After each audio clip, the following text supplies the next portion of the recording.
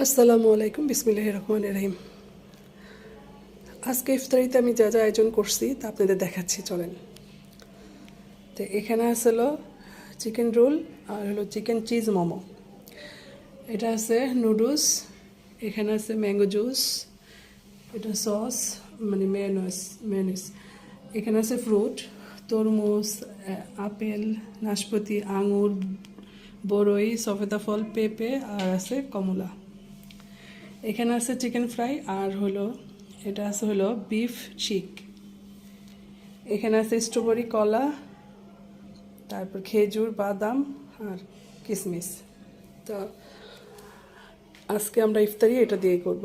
তো যদি কারো আমার ভিডিওটা ভালো লাগে প্লিজ সবাই সাবস্ক্রাইব করে দিয়ে লাইক কমেন্ট শেয়ার করে দেবেন। তো আজকের মতো এখানে রাখতেছি। আসসালামু আলাইকুম, আল্লাহ হাফেজ।